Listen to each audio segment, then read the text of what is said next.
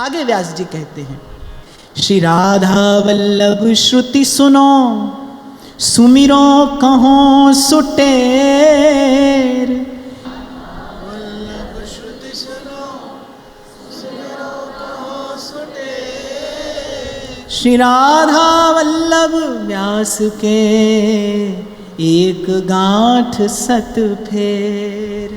राधा वल्लभ व्यास के एक गांठ सत फेर। ये इस पद में आपकी अनन्य प्रीति प्रकट होती है।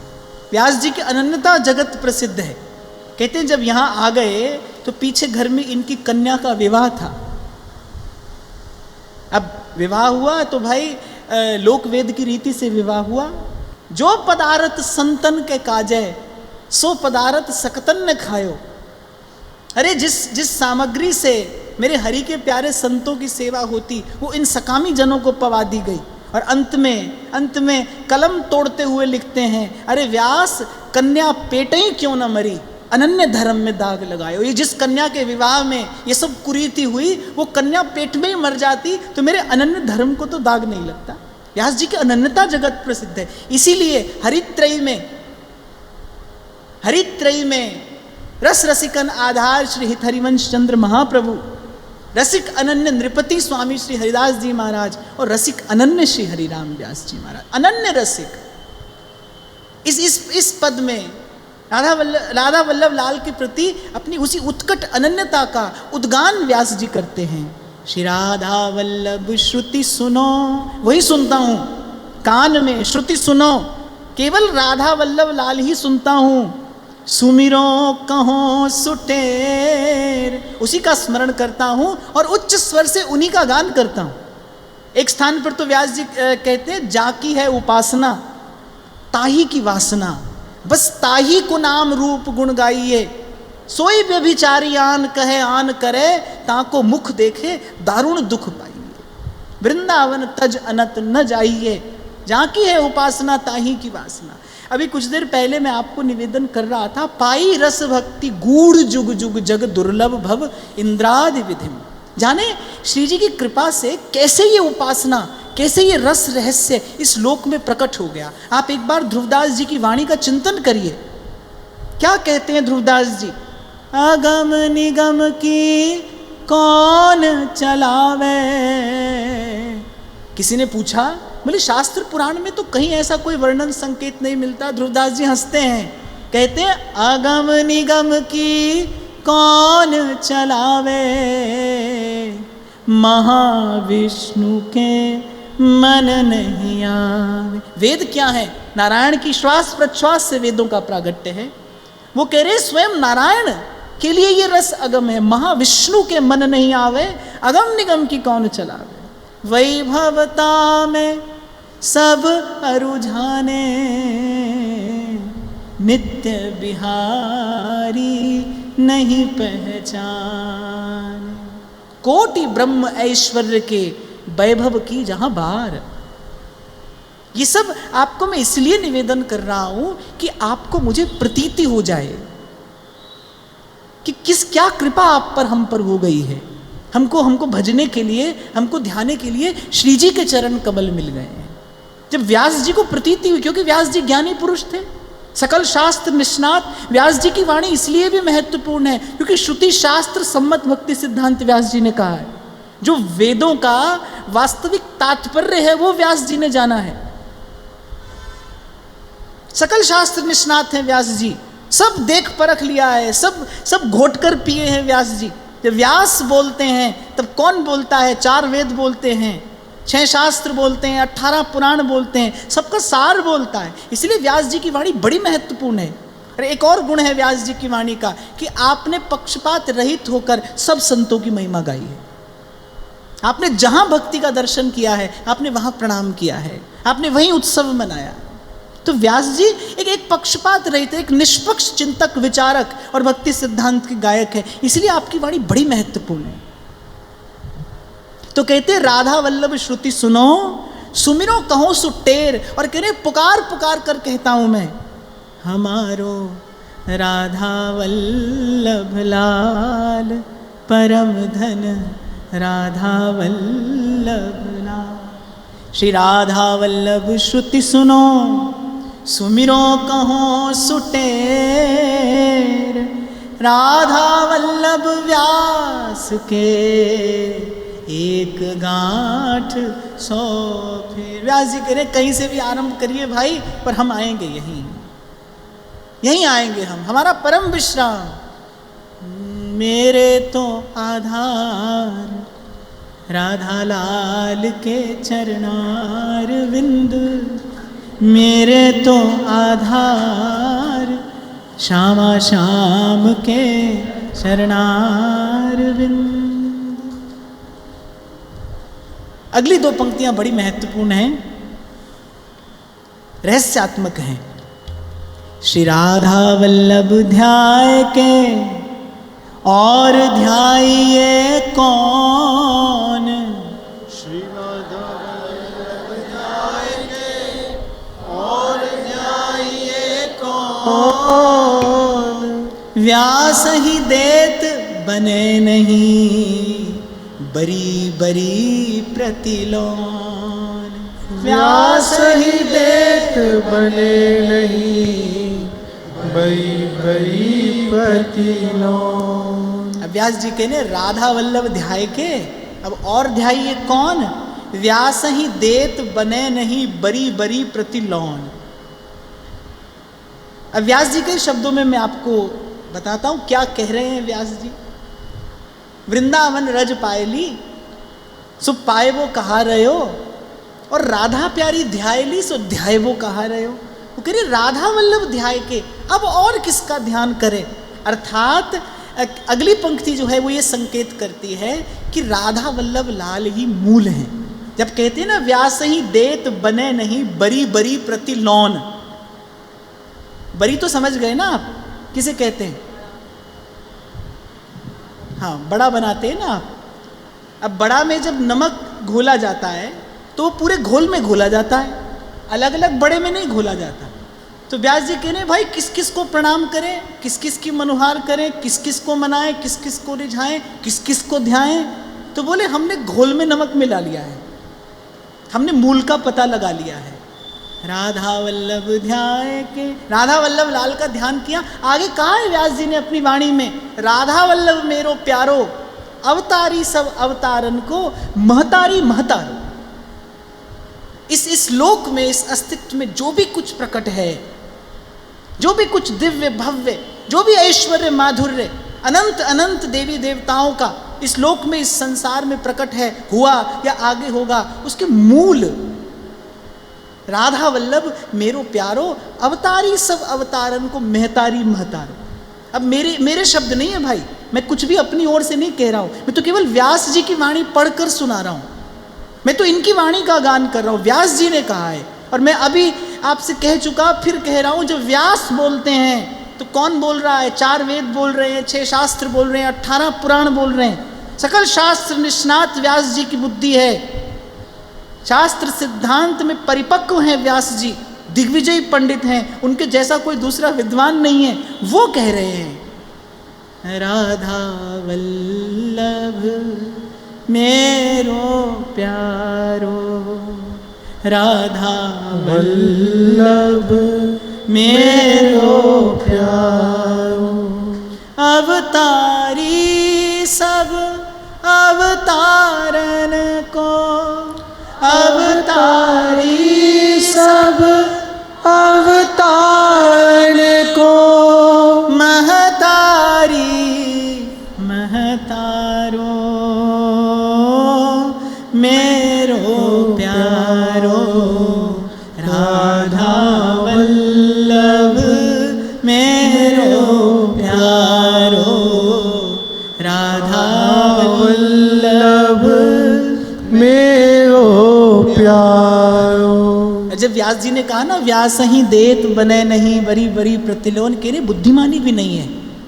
हर एक बड़े में नमक घोलना ये बुद्धिमानी नहीं है। बुद्धिमानी यही है कि एक ही बार उस घोल में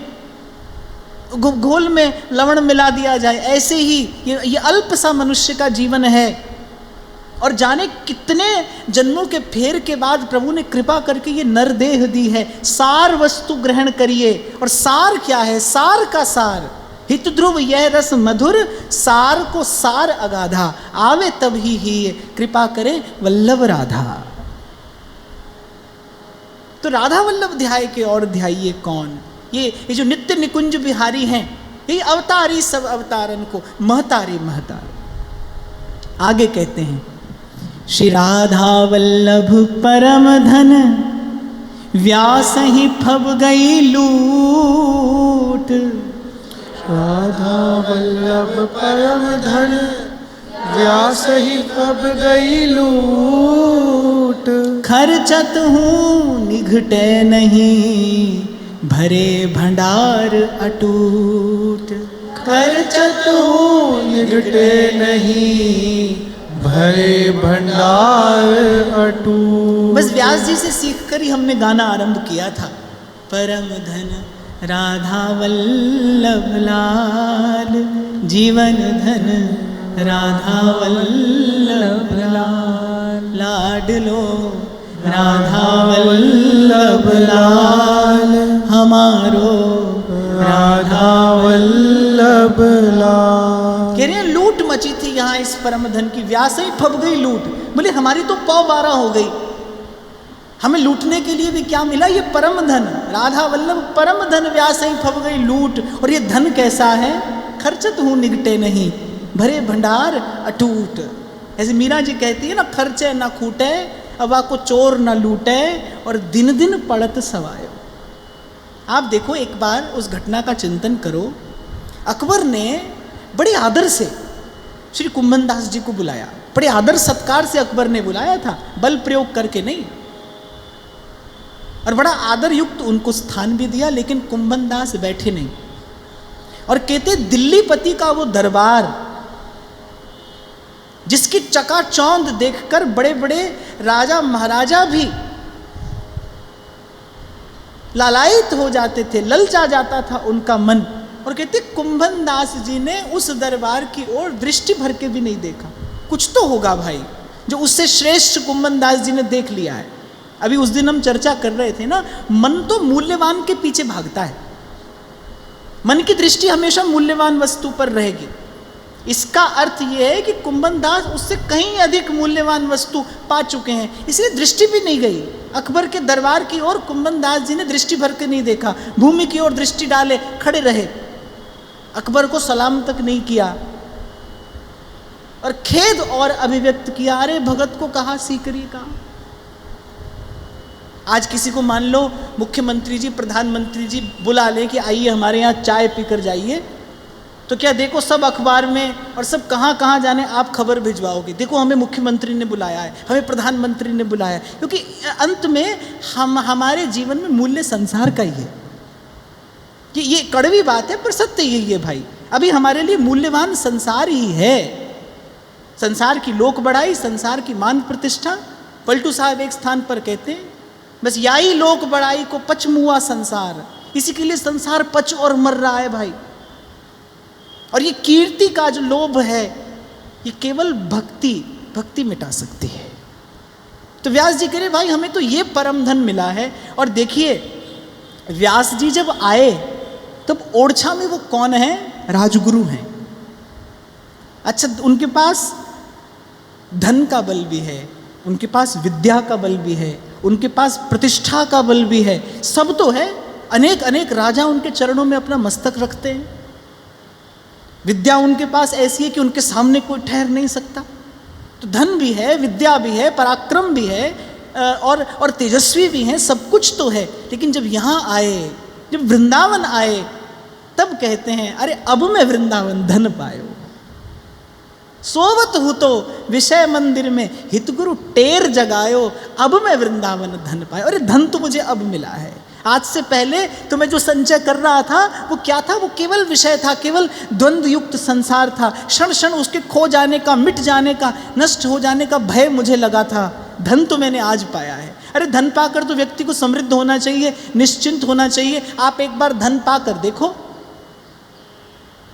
10-20-50 लाख रुपया अपनी अलमारी में धर कर देखो, देखो प्रसन्न अधिक रहते हो या भयभीत अधिक रहते हो। एक बार ऐसी युक्ति लगा कर देखो। भय ही अधिक है भाई, चिंता ही अधिक है, उसमें तो बड़ा क्लेश है। तो व्यास जी कह रहे भाई अब मैं वृंदावन धन पाए, राधा वल्लभ परम धन, व्यास ही फब गई लूट। वल्लभ परम धन, व्यास ही फब गई लूट।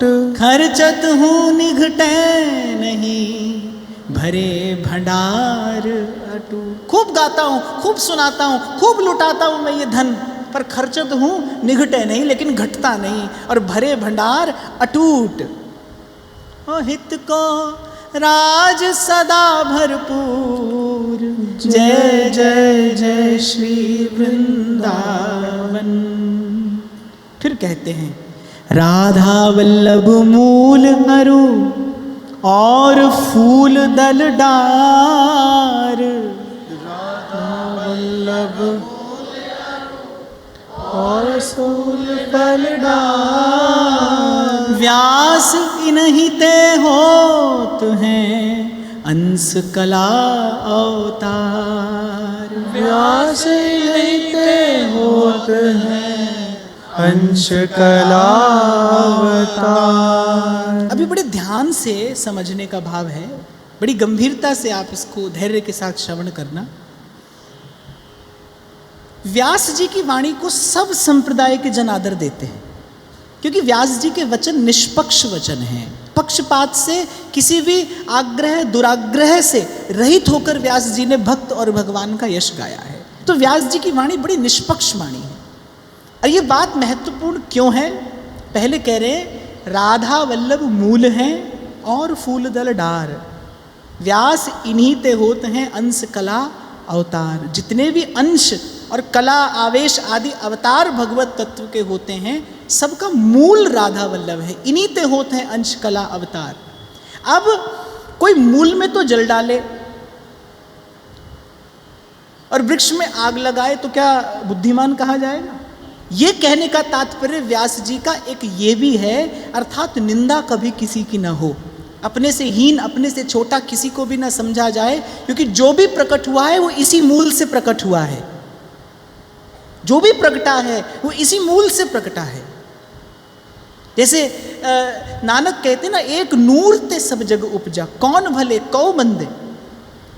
जब जब तत्व की अनुभूति होती, जब हित तत्व की अनुभूति होती है, तो इसी मूल से सब प्रकटे। तो कौन छोटा है कौन बड़ा है? मैंने इसीलिए आपको पूर्व में कहा कि कभी कभी ये जो संप्रदायवाद है ये दुराग्रह बन जाता है, उदारता संकीर्णता बन जाती है, अनन्यता कट्टरता बन जाती है। ऐसा ना हो भाई, अपने इष्ट का सेवन करिए, सबके प्रति आदर का, और आदर भी कैसा? एक समान आदर, एक समान आदर, सबके प्रति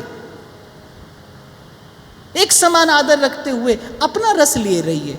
प्रभु ने आपके लिए ये विधान रचा है, आप अपना रस लिए रहिए। कहते हैं एक बार व्यास जी जब भक्त यश गा रहे थे, जब भक्त सुयश व्यास जी गा रहे थे, तो कबीर जी का नाम लिखते लिखते व्यास जी के मन में आया, अरे कबीर जी तो निर्गुणिया संत है, अब उनका क्या वर्णन करें?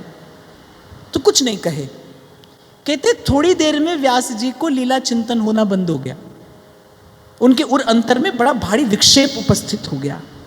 तो श्री महाप्रभु जी के निकट गए और महाप्रभु जी ने कहा, आप जैसे भक्ति सम्राट को भी अगर लीला रस से कोई वंचित कर सकता है तो वो केवल भक्त का अपराध है। आपसे जाने अनजाने भक्त का अपराध हुआ है, किसी भक्त का, किसी भागवत का अपराध आपसे हो गया है। अब व्यास जी ने बहुत चिंतन किया और श्री महाप्रभु जी से बताया कि थोड़ा कबीर जी के विषय में हमने ऐसा विचार कर लिया था। तो महाप्रभु जी ने कहा, जाइए उनसे क्षमा याचना करिए। कहते व्यास जी ने जमुना किनारे बैठकर कबीर जी का ध्यान किया, आह्वान किया। कबीर जी प्रकट हुए और व्यास जी से हंसकर कहने लगे कि भक्त न तो अपनी इच्छा से आता है, न भक्त अपनी इच्छा से रहता है, न भक्त अपनी इच्छा से कुछ करता है। हमें प्रभु ने जिस भाव को इस लोक में प्रकट करने की आज्ञा दी, हमने वो भाव प्रकट किया और हम चले आए। तो संत सभी गुरुदेव है, जहाँ जहाँ भगवत तत्व विराजमान है वो एक ही है। तो व्यास जी कह रहे राधा वल्लभ मूल हैं और फूल दल डार, व्यास इन्हीं ते होत हैं अंश कला अवतार। अब इस दो पंक्ति के दो ही अर्थ हैं। सबसे पहले तो राधा वल्लभ मूल हैं, और मूल का सेवन करने से, मूल का सेवन करने से, मूल में जल डाल देने से, मूल की सेवा करने से सारा वृक्ष हरा भरा रहता है। अर्थात जिसने इनके चरणों को भज लिया उसे अब अन्य और कोई क्रिया, कोई साधन करने की आवश्यकता नहीं है। पर साथ में इसमें एक रहस्यात्मक संदेश और सूत्र ये भी है, भाई जो भी हैं वो इसी मूल के फूल दल डाल रहे हैं। इसीलिए किसी के प्रति मात्सर्य या ऐसा अवज्ञा का कोई भी भाव अपने मन में ना रखते हुए अपने इष्ट का बड़े स्वस्थ भाव से सदा सेवन, चिंतन और भजन करते रहना चाहिए। फिर कहते हैं व्यास न व्यापक देखिए, निर्गुण पड़े न जान। व्यास व्यापक देखिए, निर्गुण पड़े न जान। तब भक्तन हित अवतरे, श्री राधा वल्लभ आन। तब भक्तन हित अवतरे, श्री राधा वल्लभ लाल। और यहाँ व्यास जी ने बिल्कुल सीधे सीधे भक्ति भाव का पक्षपात किया है। बोले व्यास न व्यापक देखिए, सब जगह भगवान है, सब जगह भगवान है। बोले इस बात में मत जाइए, निर्गुण पड़े न जान। वो जो निर्गुण है तो बस ठीक है, उसका आदर है, अपने स्थान पर है, पर निर्गुण पड़े न जान। एक निर्गुणिया संत थे और वो क्या करते थे, वो सगुण उपासकों का बड़ा उपहास किया करते थे। अरे ये क्या भोग लगाते हो, ये क्या आरती करते हो, ये क्या वस्त्र पहनाते हो, ये क्या गुड्डे गुड़िया का खेल करते हो, याई घट भीतर सोना चांदी, याई घट भीतर हीरा मोती। वो बस इसी तत्व का उपदेश करते, यत्र तत्र डोलते थे। अब एक दिन संयोग से वो आ गए मेरे जैसे किसी व्यक्ति के यहाँ पर। महाराज क्या करें, भोजन पाएंगे, तो हमने भोजन की व्यवस्था कर दी। अब एक कोठरिया में सब भोजन की व्यवस्था करके उनका बड़ा सुंदर थाल लगाकर और कोठरिया को बाहर से लगा दिया गया, और जानबूझकर जल का लोटा नहीं रखा गया। अब भोजन बनाया बड़ा तीखा। अब जैसे ही खाए तो देखा पानी नहीं है, जल नहीं है। अब वो जल जल जल चिल्ला रहे हैं। बाहर से कोठरिया को लगाए ताला। तो बाहर वाले व्यक्ति ने पूछा, अरे महाराज आपकी तो घट में ही गंगा जमुना है, एक लुटिया भर के पी लो, क्यों चिल्लाते हो? अरे बोले घट में गंगा जमुना बह रही हैं, लुटिया भरो और पी जाओ, क्यों चिल्लाते हो? तो भाई निर्गुण पढ़े न जान। यहाँ से ब्रह्म ज्ञान का उपदेश करने वाला यहाँ नीचे उतरते ही पेट को भूख लगती है, वो रोटी मांगता है, और थोड़ी दक्षिणा कम दे के देखो, सब दृश्य सामने आ जाता है। कहने का तात्पर्य ये है भाई, मैं तो उस दिन भी आपको कह रहा था, मेरी व्यासपीठ का तो एक ही उद्देश्य है, और वो विशुद्ध भक्ति सिद्धांत की प्रतिष्ठा। जीव का कल्याण भगवत भक्ति के अतिरिक्त कोई नहीं करा सकता, कभी नहीं करा सकता, किसी साधन से संभव नहीं है। ये जो अहम ब्रह्मास्मि का महावाक्य है, ये वस्तुतः अहंकार की प्रतिष्ठा करने के लिए नहीं है। जैसे किसी बड़े घर में पैदा हुआ बालक, उसको माँ बाप कहते भाई बहुत बड़े घर में तेरा जन्म हुआ है, तो तेरा आचरण भी इसके अनुकूल होना चाहिए। तो ये जो अहम ब्रह्मास्मि कहा जाता है ना, अर्थात मैं ब्रह्म हूँ, इस तुच्छ से संसार में पचने मरने के लिए नहीं आया हूँ, वस्तुतः ये संसार के क्लेश की निवृत्ति के लिए कहा जाता है, अहंकार की प्रतिष्ठा के लिए नहीं कहा जाता। तो व्यास जी कह रहे हैं भाई व्यापक मत देखिए, अपने इष्ट में, अपने आराध्य में तन्मय होकर, एकाग्र होकर, दत्त चित्त होकर आराधना करिए, इसी में बुद्धिमानी है। तुलसीदास जी एक बात लिखते हैं विनयावली में, भीर परी प्रहलाद पे तो प्रभु प्रगटे पाहन पे न हिये पे। बोले वो अंतर्यामी कहाँ आया, वो तो दृष्टा है, वो तो बस देखता है। आपके हृदय की बात सुनेगा तो यही सगुण साकार सुनेगा, आपको आपके प्रेम भाव का उत्तर देगा तो यही देगा। इसलिए व्यास न व्यापक देखिए, निर्गुण पड़े न जान। और वैसे भी भाई रंग न रूप नैन नहीं नासा, निर्गुण से प्रेम कैसे होगा? प्रेम के लिए तो प्रत्यक्ष का होना आवश्यक है, निर्गुण से प्रेम कैसे होगा? अब प्रेम प्रेम कहते रहिए, पर निर्गुण से प्रेम नहीं होता। श्रद्धा हो सकती है, आदर हो सकता है, ऐसे सब जगह प्रणाम करिए सो बात ठीक है। पर व्यास जी की बात यदि मानिए तो कह रहे न व्यापक देखिए, बोले इस फेर में मत पड़िएगा। निर्गुण पड़े न जान, तब भक्तन हित अवतरे, राधा वल्लभ आन। उसका ये सगुण साकार स्वरूप प्रकट ही किस लिए हुआ है? ताकि जीव को प्रभु से प्रेम हो जाए। प्रभु के सगुण साकार होकर प्रकट होने का उद्देश्य ही क्या है? कि जीव को उससे प्रेम हो जाए। प्रेम की सांद्र अनुभूति के लिए श्री ठाकुर जी प्रकट होकर आते हैं। ये जो राधा वल्लभ लाल का नक्श श्रृंगार, ये श्रृंगार रस माधुर्य सार सर्वस्व विग्रह का आप दर्शन करते हैं, इसीलिए ना कि ये जो मन चित्त है ये कहीं अटक जाए इनके रूप जाल में। रसिक संत गाया करते हैं, रे मन वृंदावन चल बसिए, रे मन वृंदावन चल बसिए। रसिक लाडले राधा वल्लभ, रसिक लाडले राधा वल्लभ, रूप जाल चल फसिए, रे मन वृंदावन चल बसिए, रे मन वृंदावन चल बसिए। इनके रूप जाल में उलझ जाए मन, इसीलिए इनका प्रागट्य है। हमारे महाप्रभु क्या कह रहे हैं? बोले निकस कुंज ठाड़े भय। ये सदा निभृत निकुंजों के भीतर कुंजोदर में विहार करने वाली ये जोड़ी, ये निभृत निकुंज के भीतर कहीं वृंदावन की सघन लताओं के मध्य, जहाँ सूर्य की किरण भी प्रवेश नहीं करती, ऐसे किसी निवृत्त निकुंज स्थान में सतत क्रीड़ा परायण ये जोड़ी कुंज के द्वार पर निकल कर आ खड़ी हुई है कि मन इनके रूप जाल में उलझ जाए। निकस कुंज ठाड़े भये, भुजा परस्पर अंश, राधा वल्लभ मुख कमल, अरे निरख नयन हरिवंश।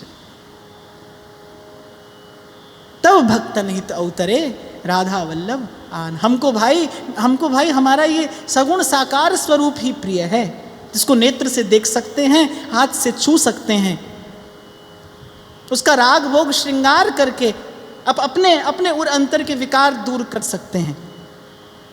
महाप्रभु तो एक स्थान पर कहते बत विभेमि कैवल्यतः, बोले वो जो निर्गुण का ध्यान और वो जो उसके ध्यान से मिलने वाली वो जो मुक्ति है, वो जो कैवल्य पद है, बोले उससे तो हमको भय लगता है, उसका चिंतन करने से भी हमें भय लगता है। बत विभेमि कैवल्यते,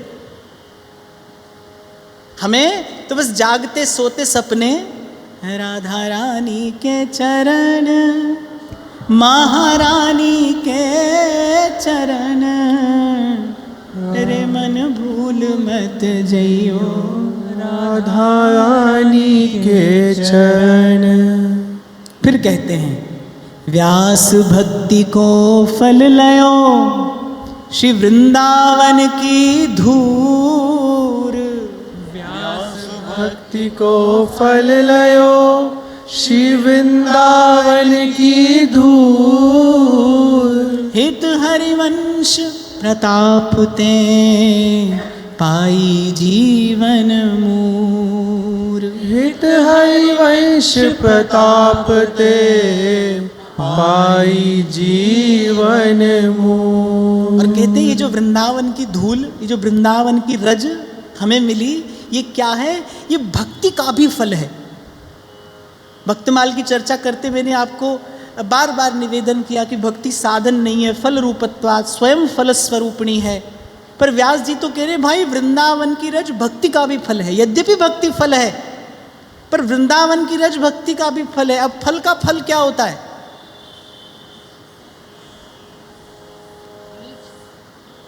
फल का फल क्या होता है?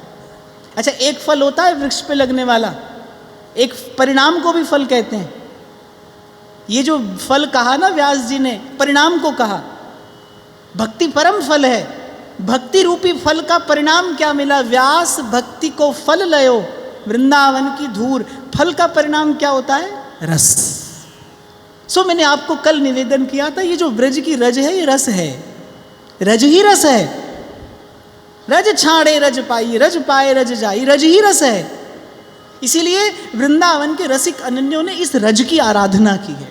महाप्रभु कह रहे हैं श्याम बंदिनी,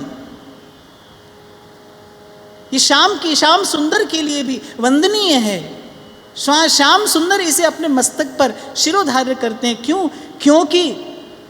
क्योंकि निखिल निगमागम अलक्षित वृंदावनेश्वरी के चरण कमल इस रज को सीधे स्पर्श करते हैं।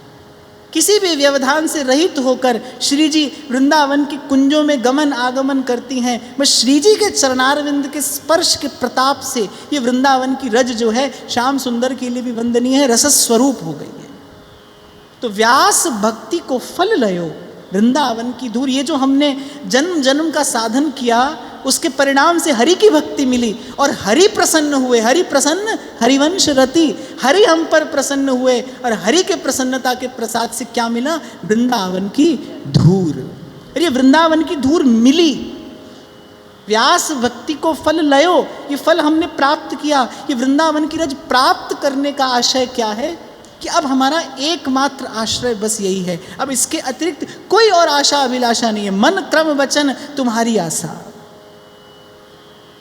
मन क्रम वचन तुम्हारी आशा। बस वृंदावन की रज, यही हमारा परम विश्राम है, यही हमारा साधन, यही हमारी सिद्धि। व्यास भक्ति को फल लयो वृंदावन की धूर। लेकिन यहाँ व्यास जी गुरु चरणों की कृपा का स्मरण करना नहीं भूलते। हित हरिवंश प्रतापते पाई जीवन मूल। देखो वृंदावन तो हजारों लाखों लोग रोज आते हैं, रोज जाते हैं, पर ये जो रज का रसास्वादन है ये आचार्य की कृपा से होता है। हित हरिवंश प्रतापते पाई जीवन मूर, ये जो हमारी जीवन मूर बनी, ये जो इस रज में हमारा अनुराग हुआ, ये जो इस रज से हमें प्रेम हुआ और इस रज से प्रेम के प्रसाद स्वरूप हमने श्री जी के चारों चरणों की वो भक्ति प्राप्त की, ये सब कैसे हुआ? हित हरिवंश प्रतापते पाई जीवन मूर। तो सब साधनों का फल श्री हरि के चरणों की अनन्य भक्ति है। और श्री हरि के चरणों की अनन्य भक्ति का भी यदि कोई परिणाम है, प्रसाद है, तो वो वृंदावन की रज में निष्कपट अनुराग है, निष्काम प्रीति है, निश्चल श्रद्धा है, सुदृढ़ विश्वास है। वृंदावन की रज। तो आज का भाव यहीं पर श्री लाडली लाल के श्री चरणों में निवेदन करते हुए, महाराज श्री को प्रणाम करते हुए आप सबके हृदयस्थ हित प्रभु को नमन। यही व्यासवाणी की चर्चा इसी क्रम से आगे बढ़ेगी। श्री जी की कृपा से हम व्यास जी द्वारा उद्गलित इस दिव्य अति मधुर भक्ति सिद्धांत का केवल कथन श्रवण न करके उसका निधिध्यासन करने का भी प्रयास करेंगे और इसी की कृपा से हमारे जीवन में भी रसास्वादन की आशा अभिलाषा जागृत होगी। इसी भाव से एक बार फिर आप सबके हृदयस्थ हित प्रभु को नमन।